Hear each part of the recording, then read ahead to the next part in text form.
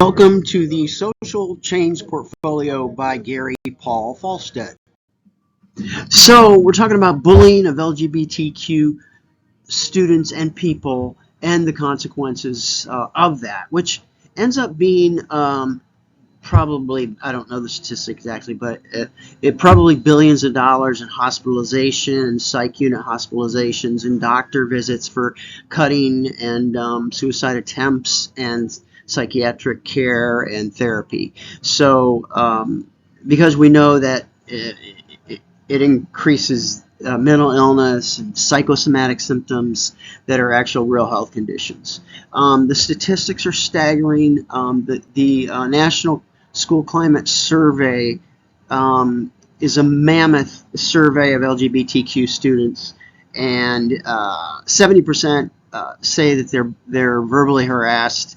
Around 13% are physically harassed. The statistics go on, but this population is really a minority within a minority. They're just have a really difficult time in life.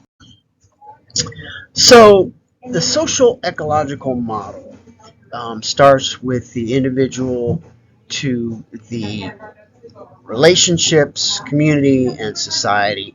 That's a simple way to say it. I like Bronfenbrenner's model, which goes from the micro, meso, eco, macro, and chronosystems. And the main theory is that all of these individual systems interact with each other and affect each other, whether it be good or bad, and it could go back and forth.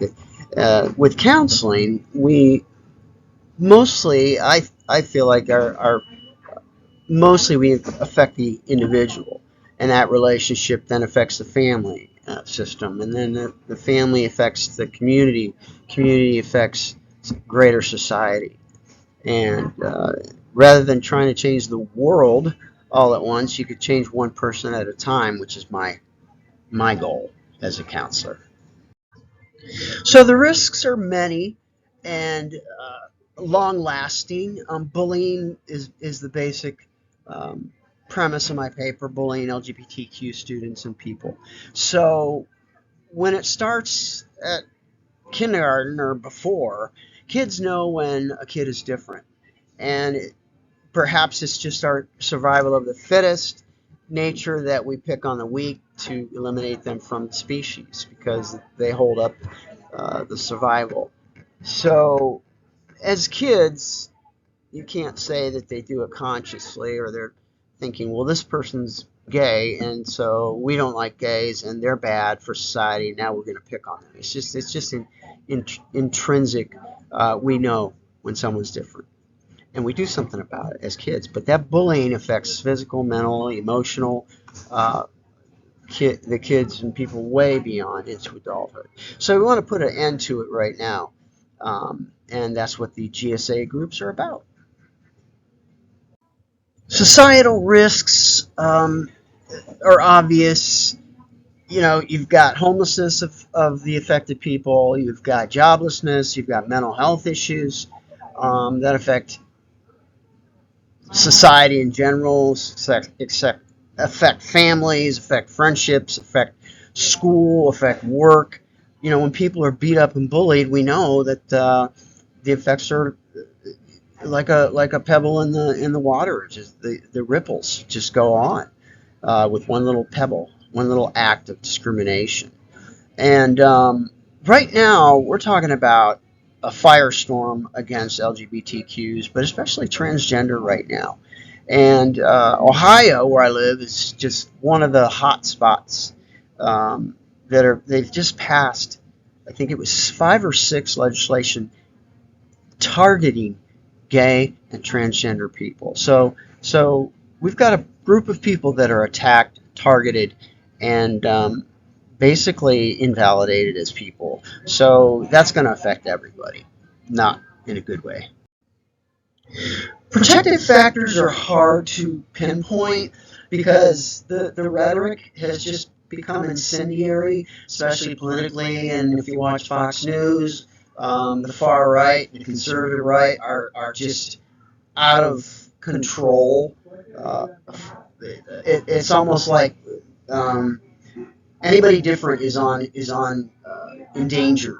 You got immigrants, you got Muslims, you got um, gays, the LGBTQs. So protective factors are just based on individual people with good hearts, whether that be the Gelson program, the HRC that I've cited in my paper. The Pew research that I read said that more than 70% of Americans believe that LGBTQ people should be protected by law. Um, that hasn't happened yet, technically. Um, States also can pass their own version of the Civil Rights Act of 1954, which talks about protection against discrimination for sex, and it doesn't talk about gender or sexual orientation or gender orientation. It doesn't talk about that, so they're unprotected. Um, so protective factors come from the individual level, from churches. Very few, as we know. Christian churches do not support gay people or trans. Let's see, a church was firebombed in Ohio in May of this year because they were going to have a drag show. This was southern Ohio in a rural area. So, again, I have a college, Kent State is where I live, in Kent, Ohio, and they have diversity. They support LGBTQ people and any other people that are at risk. So they have support groups, and they have social groups and things, activities and things like that. So that's one thing, is a protective factor in certain communities. Other communities, you've got a lot of the social agencies, the counselors, social workers, those people that care and are tasked to care ethically by the ACA, but also want to help, and that's why they're in that position, in that career. So those kind of people. Also, thinking people that care about civil rights, perhaps other races like black people, African Americans, indigenous people, Native Americans, maybe other discriminated people are aware of their own plight, so they in turn will support others who are being attacked as well. So there's the cultures and groups of people that will be supportive of other people in their position. The risks, as I mentioned before, are many and serious. So you've got the Civil Rights Act of 1964. I've corrected myself. I said 1954. Which protects people based on race, religion, sex, and now handicap with the ADA. But technically, that doesn't cover people for sexual orientation, gender identity, that kind of thing, sexual identification.